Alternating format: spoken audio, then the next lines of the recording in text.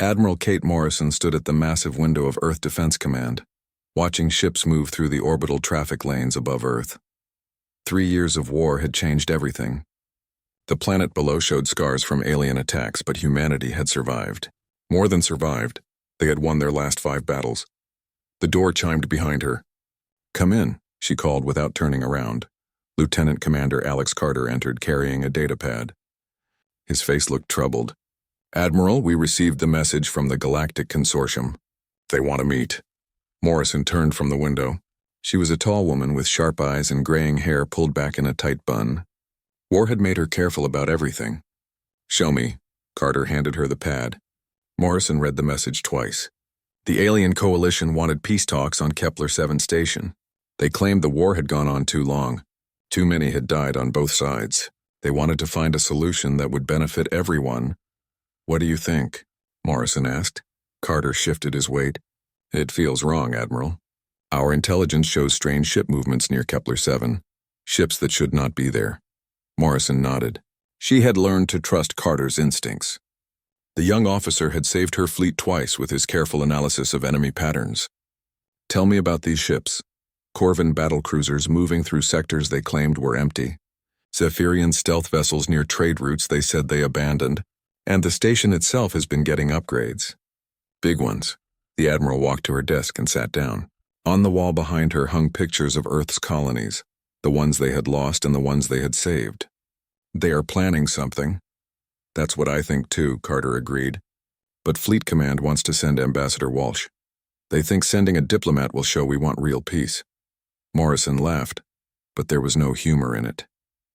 "Ambassador Walsh is a good man. He believes people tell the truth in negotiations. That belief will get him killed." Carter looked surprised. "You think they plan to kill our representative?" "Think about it, Alex. We just won 5 major battles. We freed the Centauri colonies. We stopped their attack on Mars. Why would they want peace now when they are losing? Because they want to regroup and attack later? Maybe. Or maybe they want to remove the person who has been winning those battles." Morrison stood up and walked to a wall map showing human space. Red pins marked battle sites. Most of them were victories. "If I were them, I would want to get rid of the human admiral who keeps beating them." Carter understood. "They invite you to peace talks, then kill you. Without you, the human fleet becomes weaker." "Exactly. And they can blame us for the failure. They will say we sent a warmonger instead of a diplomat. They will say we never wanted peace." The door chimed again. This time, Commander Lisa Brooks entered. She was Morrison's aide and had been with her since the war started. "Admiral, Secretary Kane is on the secure line. He wants to discuss the consortium message." Morrison sighed. Politics. She hated politics almost as much as she hated losing battles. Put him through. The large screen on her wall showed Secretary of Defense Peter Kane. He was a small man with tired eyes, but Morrison respected him. He understood military realities better than most politicians. "Kate," Kane said, "I assume you've read the consortium message." "I have." "It's a trap," Kane rubbed his forehead. "The president thinks we should send Walsh. Congress agrees. They say sending you would look aggressive." "Peter, they want me dead. Sending Walsh just makes their job easier." "You don't know that for certain." Morrison gestured to Carter, who stepped forward with his datapad. "Show the secretary what you found, Alex." Carter quickly explained the suspicious ship movements and station upgrades. Kane listened without interrupting. When Carter finished, Kane was quiet for a long moment. "That's concerning," Kane finally said. "But it's not proof of a trap." "It's enough proof for me," Morrison replied. "I'm going to those talks. Kate, if you're wrong about this, you could start the war again. If you're right and you go anyway, you could die." Morrison smiled grimly. "If I'm wrong, Walsh dies instead of me and we still look weak. If I'm right and I go, at least I have a chance to turn their trap against them." Kane looked confused. "What do you mean?" "I mean, I'm a general, Peter. I don't just think about surviving traps. I think about winning." After Kane ended the call, Morrison turned to Brooks and Carter. "Lisa, I want you to prepare travel arrangements for Kepler-7. Small security team, but choose them carefully. People who can think as well as fight." "Yes, Admiral." "How many?" 20, and make sure we have the best technical people. I want Colonel Murphy for tactics and Dr. Price for alien psychology." Brooks made notes on her pad. "What about equipment?" Morrison smiled. It was not a nice smile. Diplomatic equipment. The kind that might be useful if diplomacy fails. Carter looked worried. Admiral, if the consortium is planning a trap, shouldn't we prepare a counter-trap? Oh, Alex, Morrison said, walking back to the window. I am preparing a counter-trap. The best kind. What kind is that? Morrison looked out at the ships moving through Earth's orbital space. Human ships built by human hands, crewed by human hearts and minds. The kind where the enemy thinks they are hunting the prey, but the prey has already surrounded the hunter. Carter and Brooks exchanged glances. They had served with Morrison long enough to know that look. It meant she had a plan. It also meant the plan was probably dangerous and definitely complicated. Admiral, Brooks said carefully, what exactly are you planning? Morrison turned back to them. I'm planning to go to peace talks and actually achieve peace. Real peace. The kind that lasts because the enemy knows the cost of breaking it. And if they try to kill you, then they will learn something important about humanity, Morrison said. We don't just survive traps. We turn them into weapons. 3 days later, the official announcement came from Earth Defense Command. Admiral Kate Morrison would represent humanity at the peace talks on Kepler 7 station. The consortium responded with polite messages about looking forward to productive discussions. Morrison read their response and laughed. She could almost hear the satisfaction in their words. They thought their trap was working perfectly. They had no idea what they had invited aboard their station. The UES Defiant moved through hyperspace like a silver arrow. Admiral Morrison stood on the bridge, watching the swirling lights of faster-than-light travel through the main viewer. 2 weeks to reach Kepler 7 station. 2 weeks to prepare for what she was certain would be the most dangerous meeting of her life. Admiral, Colonel Ryan Murphy approached from the tactical station. He was a big man with steady hands and a sharp mind for military problems. The team briefings are ready, Morrison nodded. Conference room in 10 minutes. I want everyone there. The Defiance conference room filled quickly. Morrison had chosen her people carefully. Dr. Amanda Price, the xenobiologist who understood alien thinking better than anyone in the fleet. Lieutenant Jenny Foster, the navigation officer who could plot an escape course through an asteroid field blindfolded. Sergeant Tim Jackson, who could hack alien communications faster than most people could read them. People, Morrison began. We all know this is probably a trap, but we're going anyway because sometimes walking into a trap is the only way to spring it properly. Colonel Murphy activated the holographic display. Images of alien species appeared in the air above the table. The Zephyrians, he said, pointing to tall, thin creatures with large heads. They think they're smarter than everyone else. Their leader, Chancellor Vexitar, believes humans are primitive animals who got lucky in a few battles. The image changed to show heavily built reptilian creatures covered in armor-like scales. The Corvins. War Prime Thakal leads them. He respects only strength and believes our victories were accidents. Dr. Price leaned forward. Both species have one thing in common. They cannot accept that humans might actually be superior in some ways. This makes them dangerous because they will take bigger risks to prove they are better. Morrison studied the alien faces. What about their alliance? How strong is it? Not very, Dr. Price replied. They work together only because they both hate and fear us. Remove the human threat, and they would probably fight each other within a year. Sergeant Jackson looked up from his tablet. Admiral, I've been monitoring consortium communications during our trip. There's a lot of traffic near Kepler 7, more than normal for peace talks. What kind of traffic? Military codes, troop movement schedules, supply requests for something called Operation Clean Slate. Morrison felt cold fingers touch her spine. Clean slate sounded like a plan to wipe something away completely. Like humanity, Lieutenant Foster spoke from her position near the star charts. Admiral, I've been studying the Kepler 7 system. If we need to leave quickly, there are 3 possible escape routes, but all of them go through areas where ships could be waiting.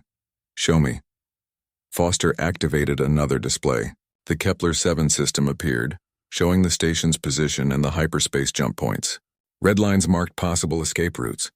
Here, here, and here, she said, pointing to each route. But look at these sensor readings from passing merchant ships. The display changed to show energy signatures near each escape route. These could be cloaked ships waiting in ambush. Colonel Murphy studied the data. If they block all the escape routes and control the station, we would be completely trapped. Morrison smiled grimly. Only if we plan to escape the way they expect. Before anyone could ask what she meant, the ship's communication system chimed. Bridge to Admiral Morrison. We're receiving a distress signal. Morrison activated the intercom. On my way. On the bridge, the communications officer played the message. A human voice full of panic and fear called for help.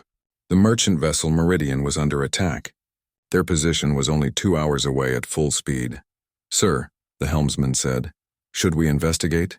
Morrison considered. It could be a trap, but she could not ignore humans in danger. Change course. Maximum speed. 2 hours later, the Defiant dropped out of hyperspace near the coordinates. There was no Meridian. Only debris floating in space and the heat signatures of recent weapon fire. Life signs? Morrison asked. 3 life pods, Admiral. Very weak signals. Bring them aboard. The survivors were in bad shape.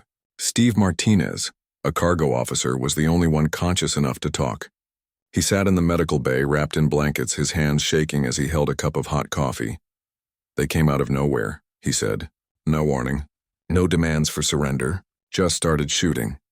Dr. Price, who was also a trained medic, checked his injuries. What kind of ships?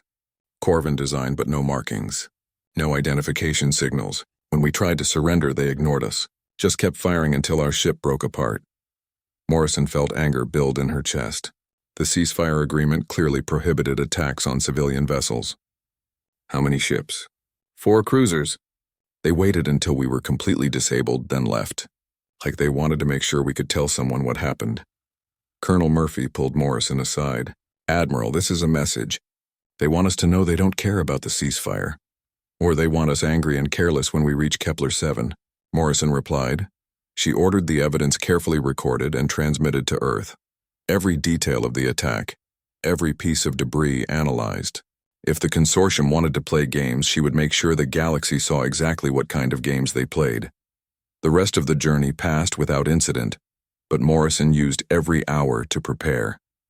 She studied the psychological profiles of her opponents until she could predict their reactions.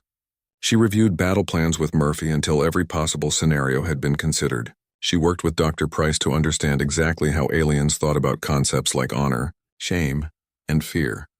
The key, Dr. Price explained during one late-night session, is that both species believe they are naturally superior to humans. They cannot imagine that we might be better at something than they are. How does that help us? Because if you can prove their superiority wrong in a way the whole galaxy can see, it destroys their political power. Other species will stop fearing them and start questioning their leadership. Morrison nodded slowly. An idea was forming in her mind. A dangerous idea, but one that might turn the consortium's trap into their own destruction. 3 days before reaching Kepler 7, Sergeant Jackson made an important discovery. Admiral, I broke their communication codes. They're not just planning to capture or kill you. They want to broadcast your trial across the galaxy. My trial? They plan to charge you with war crimes and execute you publicly. They think it will prove that humans are savage animals who cannot be trusted with advanced technology. Morrison laughed. It was a sound like steel ringing against stone. Perfect. Colonel Murphy looked confused. Admiral, how is that perfect? Morrison stood and walked to the viewport, looking out at the stars streaming past. Because, Ryan, if they want to broadcast my trial to the galaxy, I can make sure the galaxy sees exactly what kind of justice the consortium offers. You're planning to let them capture you? Morrison turned back to her team. I'm planning to give them a trial they will never forget. One that shows every species in the galaxy exactly who the real savages are. The Defiant continued toward Kepler 7, carrying Admiral Morrison toward what everyone expected would be her death. But Morrison was not planning to die. She was planning something much more dangerous. She was planning to win. Kepler 7 station hung in space like a massive metal flower. Its 5 arms stretched out from a central hub, each arm dedicated to different functions: docking, administration, defense, commerce, and diplomacy. The station was supposed to be neutral territory, protected by ancient treaties that guaranteed safe passage for all species. Admiral Morrison stood on the Defiant's bridge as they approached the docking arm. Through the viewport, she could see other ships already docked. Too many ships for a simple peace conference. Admiral, Security Chief Carlos Rivera said quietly, I count 37 vessels. Most of them are showing civilian registrations. but their energy signatures suggest military-grade weapons and shields. Morrison nodded. She had expected this. What about the station itself? Rivera checked his readings. The defensive systems have been upgraded significantly. Those are not standard neutral zone weapons. Someone has been preparing for a fight. Lieutenant Foster looked up from her navigation console. Docking control is directing us to Bay 12. It's at the end of the arm, Admiral. Only one way in or out. Of course it is, Morrison said. She turned to her team. Remember, everyone stays calm no matter what happens. Act surprised by nothing. We are diplomats here for peace talks. The docking procedure went smoothly. Too smoothly. Usually, neutral stations insisted on security inspections and weapons declarations. This time they were waved through without any checks at all. As the team prepared to disembark, Colonel Murphy pulled Morrison aside. Admiral, they're making this too easy. It feels like they want us to bring weapons aboard. Morrison smiled. Maybe they do, Ryan. Maybe they want an excuse to say we came here for war, not peace. Then why are we bringing weapons? Because, Morrison said, adjusting her dress uniform. Sometimes the best way to avoid a fight is to be obviously ready for one. The delegation that met them at the airlock was impressive.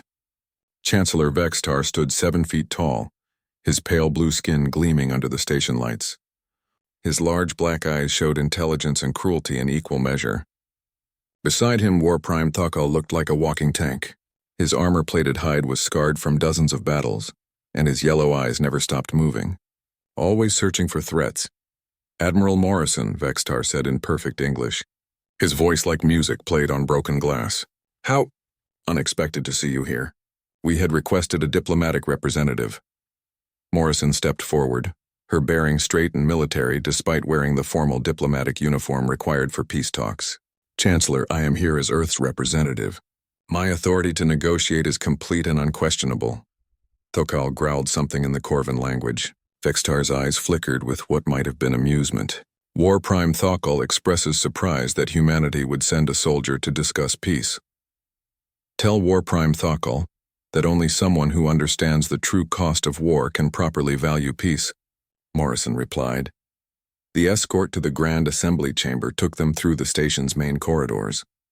Morrison noted everything: the positioning of security cameras, the locations of emergency bulkheads, the number and placement of guards. Most importantly, she noticed that all the guards were armed and none of them were from neutral species. Dr. Price, walking beside her, whispered very quietly, "Those aren't station security. Those are consortium military and civilian uniforms." Morrison nodded slightly. The trap was becoming more obvious with each step. The Grand Assembly Chamber was designed to impress.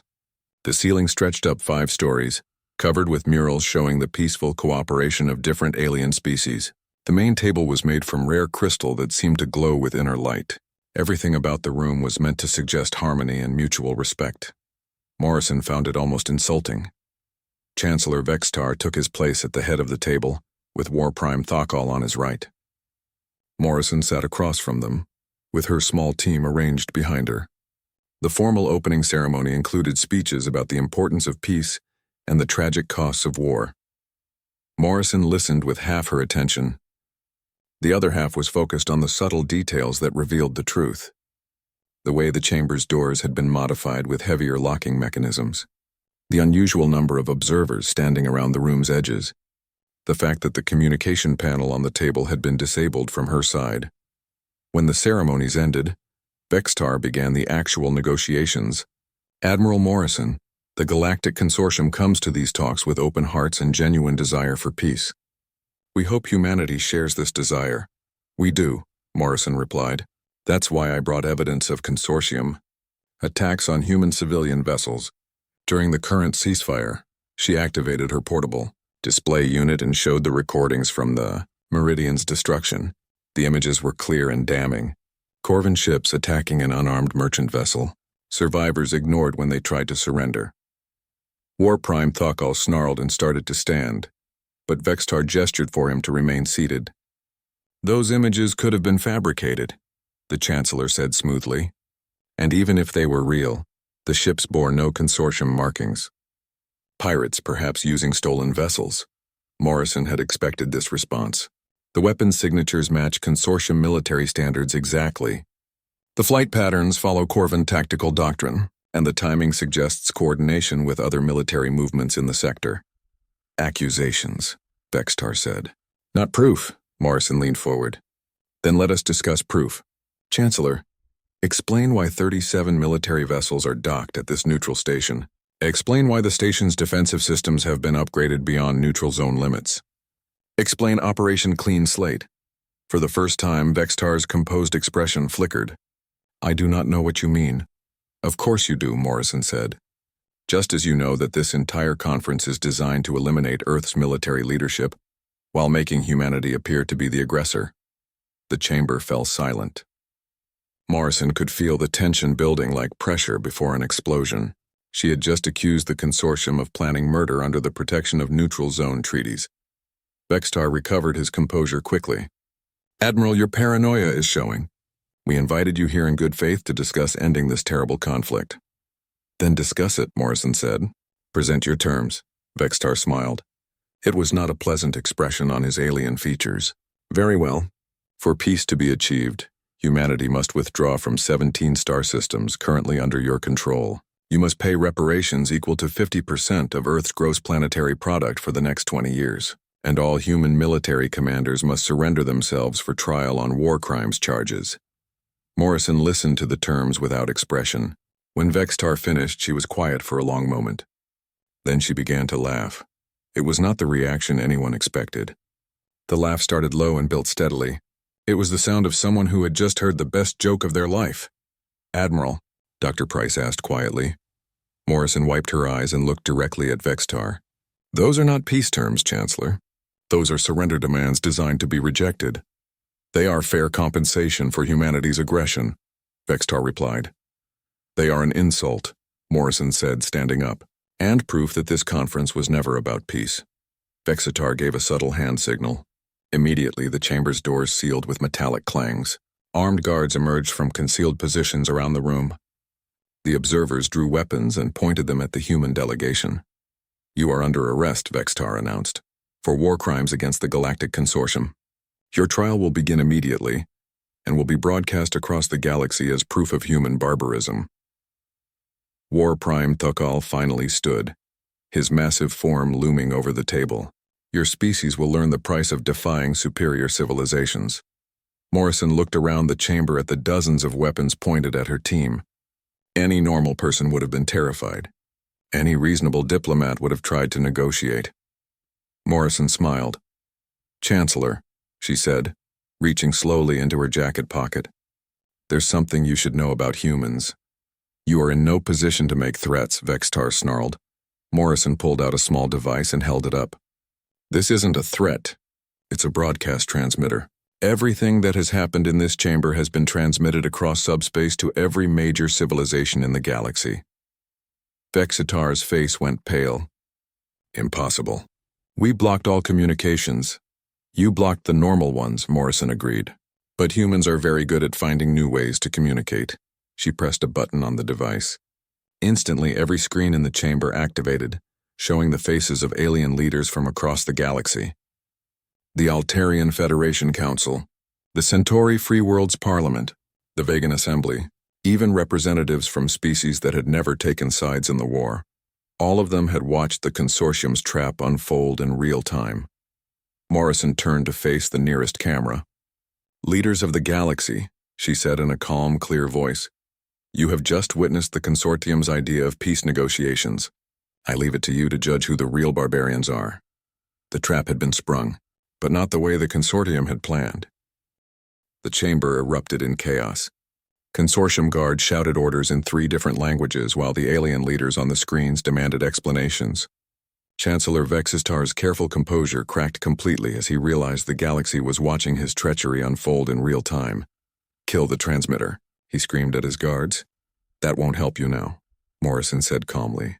The signal is already bouncing through relay stations across 40 star systems. Every civilization in the galaxy has a copy of what happened here. War Prime Thukal roared in fury and reached for his weapon, but Morrison's security team was already moving. Sergeant Jake Davis, a former Special Forces operative, had positioned himself perfectly near the main door. His first shot disabled the door controls, trapping everyone inside the chamber. Defensive positions, Colonel Murphy shouted. The human team scattered to cover points around the room that Morrison had identified during their entrance. The Admiral had been planning for this moment since the conference began. Morrison herself moved toward the central broadcast console, speaking directly to the cameras as energy bolts flew around her. Leaders of the galaxy, you can see the consortium's response to exposure. They choose violence over explanation because they cannot explain their actions. A Zephyrian guard fired at her, but Dr. Price tackled the alien scientist to the ground, just as the energy beam passed over their heads. Morrison continued speaking as if nothing had happened. The evidence is clear. The consortium violated the ceasefire by attacking human civilian vessels. They lured Earth's representative to supposed peace talks with the intention of murder. They upgraded a neutral station with military weapons in violation of interstellar law. More guards poured into the chamber through emergency entrances. Morrison's team was outnumbered 10-1, but they had advantages the consortium had not expected. The humans had studied the chamber's layout carefully and knew exactly where to take cover. More importantly, they were fighting for their lives while the guards were just following orders. Admiral, Sergeant Jackson called from behind an overturned table. We can't hold this position much longer. Morrison activated another control on her transmitter. Then it's time for the next phase. Across the chamber, the main display screens changed. Instead of showing alien leaders, they now displayed technical readouts and star charts. Morrison's broadcast had triggered pre-programmed data releases from hidden sources throughout human space. Chancellor Vextar, Morrison said, dodging another energy blast. Allow me to present evidence of Operation Clean Slate. The screen showed detailed intelligence about the consortium's secret military buildup. Hidden fleets positioned near human colonies. Weapons stockpiles and supposedly neutral systems. Communication intercepts revealing plans for simultaneous attacks on Earth and all human settlements. Morrison continued her narration, while her security team fought desperately to protect her. As you can see, the consortium was never interested in peace. While pretending to negotiate, they were preparing for genocide. War Prime Thockle abandoned his position and charged directly at Morrison, his massive form smashing through furniture like it was made of paper. Enough lies, he bellowed. Colonel Murphy intercepted the alien warrior, but Thakkal's superior size and strength quickly overwhelmed the human officer. Morrison drew her sidearm and fired, but the energy bolts barely scratched the Corvin's armored hide. The broadcast will not save you, Vextar said, rallying his guards for a final assault. You will die here, and your species will follow soon after. Morrison smiled even as enemy fire forced her to dive for cover. Chancellor, you're making the same mistake your intelligence analysts made. You assume humans only plan for the obvious possibilities. She activated the final control on her transmitter. Computer, execute Morrison Protocol Alpha. The lights in the chamber flickered and changed color. Instead of the soft white glow of normal station illumination, harsh red emergency lighting bathed everything in an ominous crimson. What have you done? Vextar demanded. I've done what any good general does, Morrison replied. I've prepared for multiple contingencies. The screens around the chamber now showed external views of space around Kepler 7 station. The empty starfield began to fill with new arrivals. Ships dropping out of hyperspace in perfect formation. Human ships. The UES Vengeance and the Fifth Fleet, Morrison announced. They've been tracking the consortium forces that attacked the Meridian. Following that trail led them directly to your secret staging area. More ships appeared on the screens. These ones were not human. The distinctive designs of the Altarian Federation became visible, followed by vessels from the Centauri Free Worlds and even the traditionally neutral vegan assembly. War Prime Thockal stopped his attack on Colonel Murphy and stared at the screens in disbelief. Impossible. How did they coordinate so quickly? Because, Morrison said, I didn't just broadcast our conversation to alien leaders. I gave them the exact intelligence data they needed to verify everything I claimed. Intelligence that revealed threats to their own territories. Dr. Price, still pinned behind cover, called out, Admiral, how did you get intelligence on Operation Clean Slate? Morrison's answer was directed at the cameras, ensuring the entire galaxy heard it. Because humanity has been infiltrating consortium communications networks for months. We knew about their trap. We knew about their planned genocide. We came here anyway. Why? Vextar's voice had lost all its earlier confidence. Because sometimes the only way to stop a predator is to let it attack something that can fight back. The screens showed more ships arriving. A massive fleet was assembling around Kepler 7 station. Ships from dozens of different species, all united by Morrison's revelation of consortium treachery. You see, Chancellor, Morrison continued, the consortium made a critical error. You assumed that other species would remain neutral if humanity was destroyed. But your own plans called for attacks on Altarian trade routes and Centauri colonies after we were eliminated. On the screens, Admiral Scott Hunter's face appeared from the bridge of the Vengeance, Kepler 7 station. This is Admiral Hunter of the Earth Defense Fleet. You are harboring war criminals and violating neutral zone treaties. Surrender immediately or face the consequences. Other voices joined in. Altarian Fleet Commander Zarath demanded an explanation for the consortium's planned attacks on Federation space. Centauri Defense Minister Koruk accused the consortium of violating ancient peace treaties. Even the normally peaceful Vegan representatives expressed outrage at the deception. War Prime Thakal looked around the chamber at his guards, who had stopped firing and were staring at the screens in shock. The balance of power had shifted completely. What had been a trap for humanity had become a trial for the consortium, broadcast live to the entire galaxy. This is not over, Thokal growled. He drew his ceremonial combat blade, a massive weapon designed for single combat. Human Admiral, I challenge you according to Corvin law. Personal combat to decide the fate of our species. Morrison looked at the blade, then at the cameras. And if I win? The consortium surrenders unconditionally to whatever terms the galaxy chooses to impose. And if you win? Thukal's laugh was like grinding stone. You die and your fleet retreats in dishonor. Morrison considered the offer. Around her, the combined fleet of multiple species waited for her answer. The fate of human civilization might depend on her decision. She looked directly into the nearest camera. Leaders of the galaxy, you have seen the evidence of consortium aggression and deception. War Prime Thakal offers personal combat to resolve this crisis. I accept his challenge. Colonel Murphy struggled to his feet, blood running from a cut on his forehead. Admiral, you can't. He's twice your size and trained from birth for combat. Morrison smiled and began removing her diplomatic jacket. Underneath, she wore the simple black uniform of an Earth Defense Forces officer. Ryan, there's something about humans that aliens never quite understand. What's that? Morrison drew her own weapon. Not an energy pistol, but an ancient human blade passed down through her family for generations. We don't fight fair. We fight to win. War Prime Thakal gestured to his guards, who cleared a space in the center of the chamber. The cameras focused on the two figures. The massive alien warrior in his armored hide and ceremonial blade, and the human admiral with her simple uniform and small sword. Before we begin, Morrison said, I want the galaxy to understand what this really is. This is not just a duel between two individuals. This is a test of philosophies. The consortium believes that might makes right, that superior force justifies any action. Humanity believes that intelligence, adaptability, and moral courage are stronger than any physical advantage. She raised her blade in a formal salute. Let the galaxy judge which philosophy deserves to survive. The duel was about to begin. The Grand Assembly Chamber had been transformed into an arena. Consortium guards and human security forces stood along the walls, their weapons lowered but ready. The screens around the room showed the faces of alien leaders from across the galaxy, all watching the duel that would determine the fate of two civilizations. War. Prime Thakal stood in the center of the cleared space, his massive blade gleaming under the chamber lights.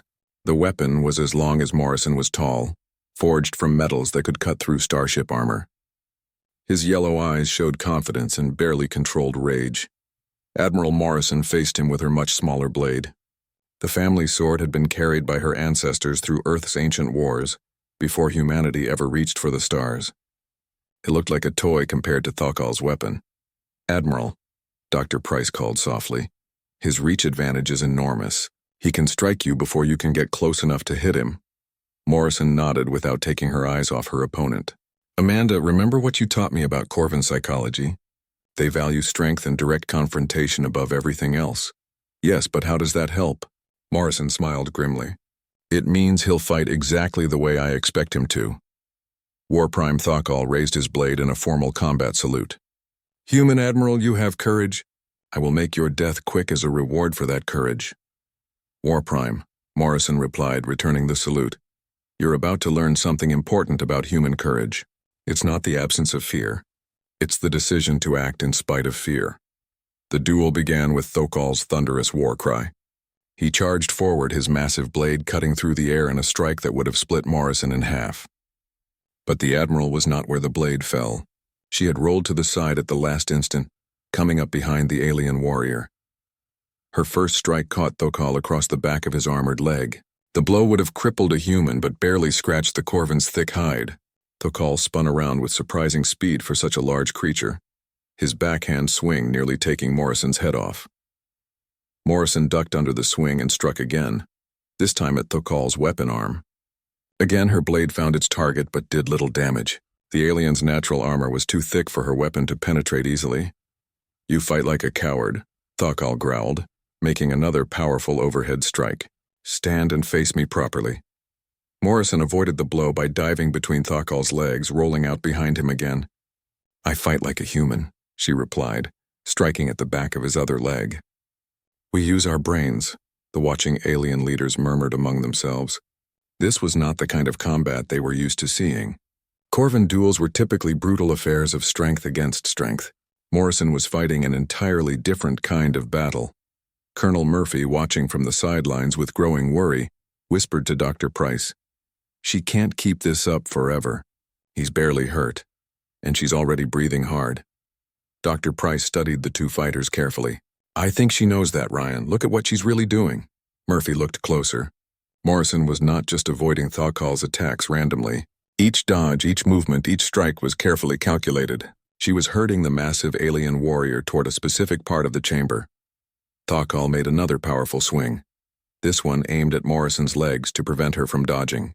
Morrison leaped over the blade, landing on top of a conference table. Thokal's follow-up strike smashed the table to pieces, sending Morrison tumbling to the floor. For a moment it looked like the Admiral was hurt. She rolled slowly to her feet, favoring her left leg. Thokal smiled in savage satisfaction. "Your coward's tricks have failed, human. Now you face me properly."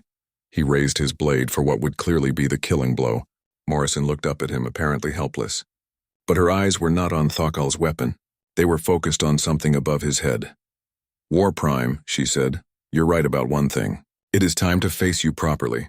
Morrison pressed a control on her belt. Instantly, the chamber's artificial gravity reversed in the section where Thokal stood. The massive alien warrior, caught completely off guard, flew upward toward the ceiling. His blade spun out of his grasp as he struggled to orient himself in the sudden zero gravity. Morrison, who had positioned herself outside the affected area, drew her sidearm and fired 3 precise shots. Not at Thokal, but at the gravity control nodes she had spotted during her earlier reconnaissance of the chamber. The alien warrior crashed back to the floor as gravity returned, but now he was disoriented and weaponless. Morrison walked calmly to where Thokal's blade had fallen and picked it up. The weapon was heavy even for her enhanced strength, but she managed to lift it and point the tip at the alien's throat. "Yield," she said simply. Thokal stared up at her in disbelief. "How, you are smaller, weaker? I am the superior warrior." Morrison kept the blade steady at his throat. "War Prime, that's exactly the thinking that cost you this fight. You assume that bigger and stronger always wins. But humans learned long ago that intelligence beats strength every time." She looked around the chamber at the watching cameras. "This is what the consortium never understood about humanity. We don't just fight with our muscles. We fight with our minds. We study our enemies, learn their weaknesses, and turn their own assumptions against them." Chancellor Vexitar, who had watched the duel in stunned silence, finally found his voice. This was trickery, not honorable combat. Morrison turned to face him while keeping her weapon trained on Thokal. "Chancellor, this was exactly the kind of combat your War Prime demanded. He never specified any rules except personal combat to the death. I simply chose to interpret those rules in a way that gave me the best chance of survival." Admiral Hunter's voice came through the communications system. "Admiral Morrison, what are your terms for the consortium's surrender?" Morrison looked at the screens showing alien leaders from across the galaxy. "I have no terms. This decision belongs to the galactic community. You have all seen the evidence of consortium aggression. You have witnessed their attempt at treachery. The civilized species of the galaxy must decide together what justice looks like. One by one, the alien leaders began to speak. The Altarian Federation called for complete consortium disarmament. The Centauri free worlds demanded reparations for planned attacks. The Vegan Assembly, normally peaceful, suggested strict monitoring of all consortium military activities.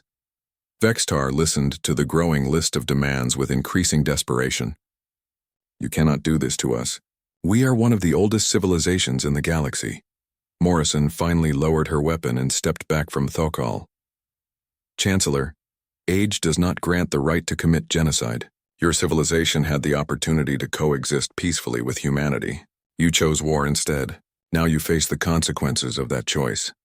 War Prime Thokal slowly rose to his feet, his pride clearly broken along with his assumptions about human weakness. Admiral Morrison, he said formally, I acknowledge your victory. The Corvan military forces will comply with whatever terms the galaxy imposes. Morrison nodded respectfully. War Prime, there is no shame in losing to a superior strategy. The shame would have been in refusing to learn from the defeat.